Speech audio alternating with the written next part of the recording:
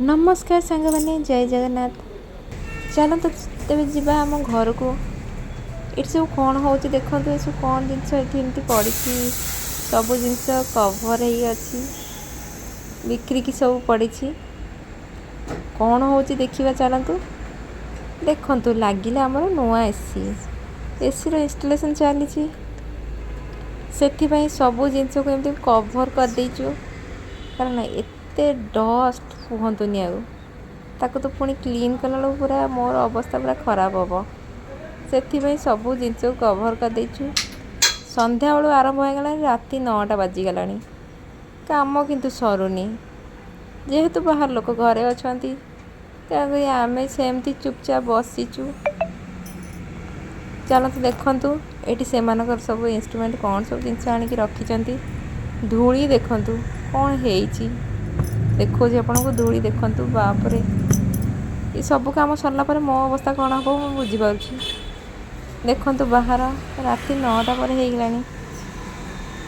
सब जिनस एमती पूरा खोला मेला हो पड़ी जी जहाँ पारिचु कभर कर देचु। कौन हम केते राति हम जापारनी तथापि जी पार्चु मु झाड़ू करके एमती गोटे जगार रखीदे। डस्ट तो प्रबल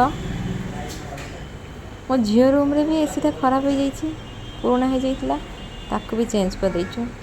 से रूम भी सेमती हो पड़ी ये रूमटा भी आगू देखेबी यही भितर बहुत राति हो गला देखु ताक सहित मु भी किसी मोर चेष्टा करमती क्लीन करदे को मत जमी लोड कम पड़ो राति बहुत हो गला कौन कर सांग मैंने जहाँ तो करने तो पड़ो निज घर काम तो निज करवानी किए कर किसी समय एमती देखा कथा देखिकी टाइम पास करमती कौन काम चलती सब भितर से प्राय काम सरी आसला राति तो बहुत राति हो गला माने 12टा हो गला राति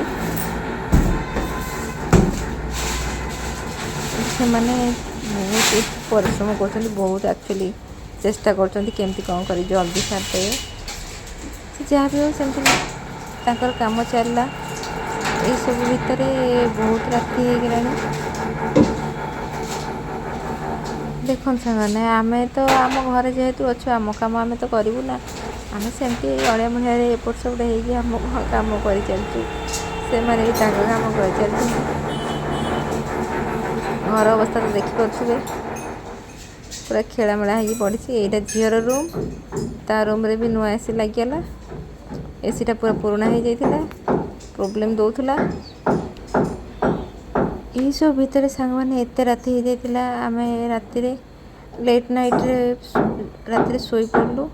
नेक्स्ट सका आपण मैंने देखु केमती आरंभ है मो काम सका उठिकी आरंभ कर देती काम जानी सका केमती घर अवस्था पड़ी उठिकी आरंभ कली भाविली कुआड़ू कामटा आज आरंभ करी सबुआड़े तो छिंछत्र हो पड़ी जुआड़े देखिए धूली अड़िया भाविली कामटा आज कौटू आरंभ करी कौन करी तो करिया तो पड़ो ना मत ही करिया पड़ो आउ किए करेनि से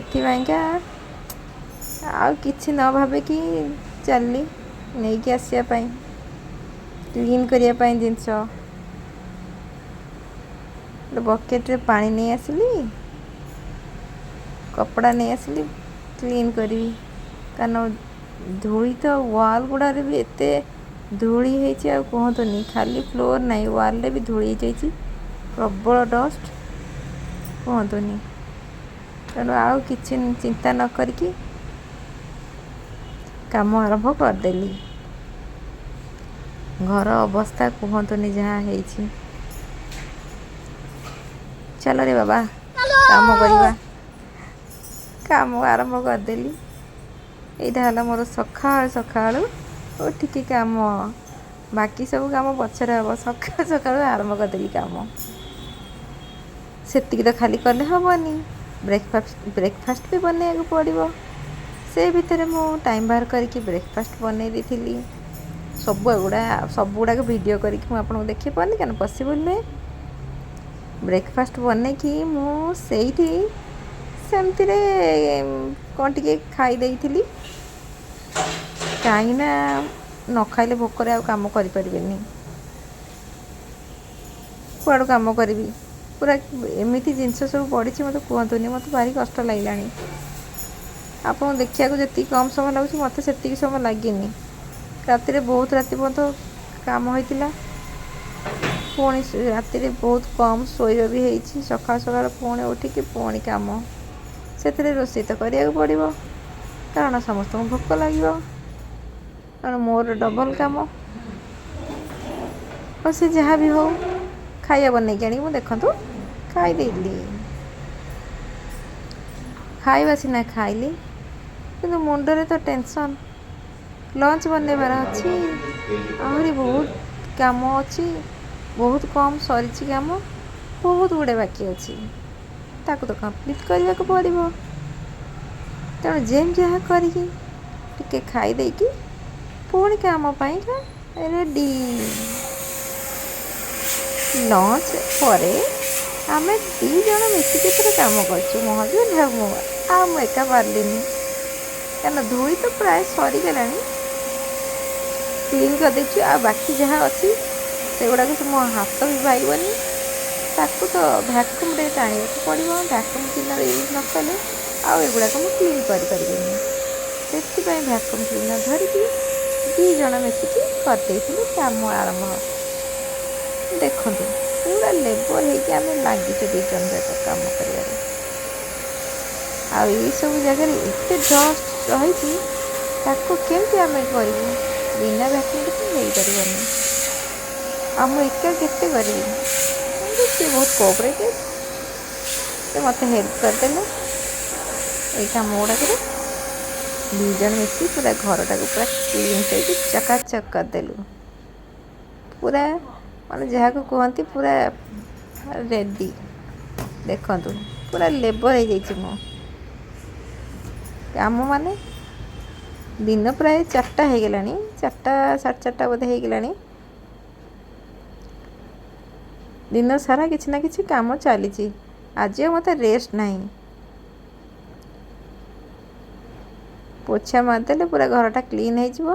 ଏଇ ସୋଫାଟାକୁ ପୁଣି ଆରେଞ୍ଜ କରି ତାକୁ ସେଟ୍ କରିକି ରଖିବାକୁ ପଡ଼ିବ। ଦେଖନ୍ତୁ ମୁଁ ଟାଇମିଂ ବି ଦେଖେଇ ଦେଉଛି, ଟାଇମ୍ ବି ସେଇ 4:30, 4ଟା 4:30 ହେଇଗଲାଣି।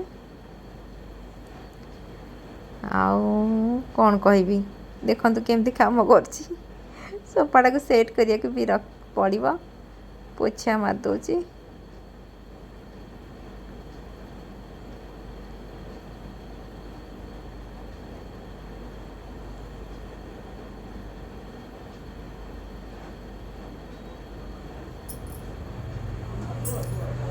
ଘର ପୋଛା ତ ସରିଗଲା, ସୋଫାଟାକୁ ସେଟ୍ କରିକି ରଖିଦେବା।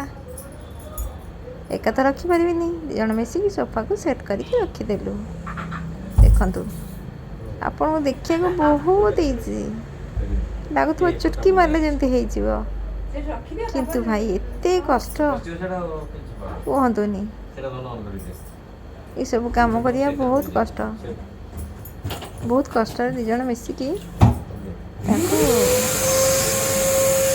ଦେଖନ୍ତୁ।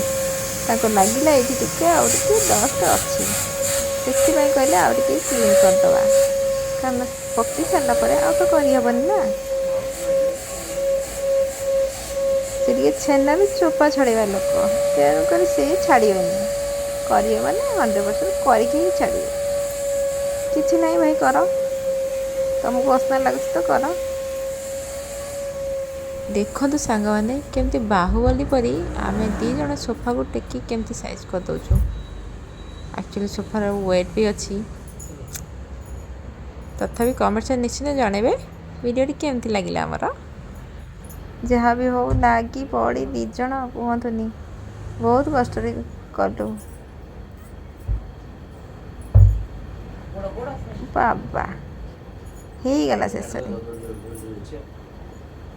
ରେଡ଼ି। ହେଇଗଲା ଦେଖନ୍ତୁ ମୁଁ କରିଦେଲି ୱାଓ ହେଇଗଲା ମୁଁ କରିଦେଲି ମୁଁ କହିଲି ମୁଁ କରିଦେଇଛି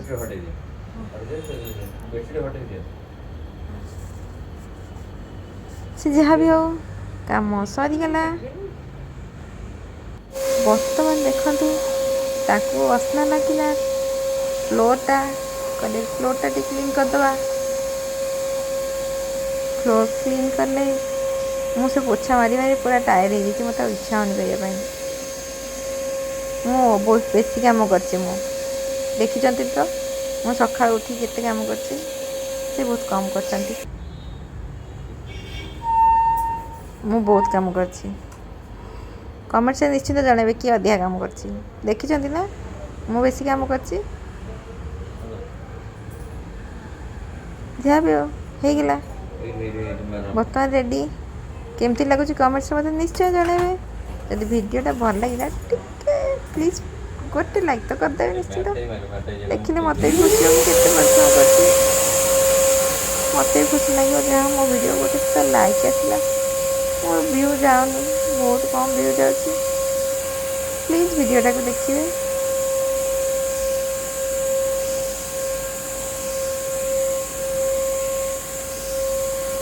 ସେମିତି ଲୋକମାନେ ଅଲଗା ଭିଡ଼ିଓ ବି ସବୁ ଦେଖୁଛନ୍ତି କିନ୍ତୁ ଏତେ ପରିଶ୍ରମ କଲେ ଆମ ଭିଡ଼ିଓ ବି କେହି ଦେଖୁନାହାନ୍ତି।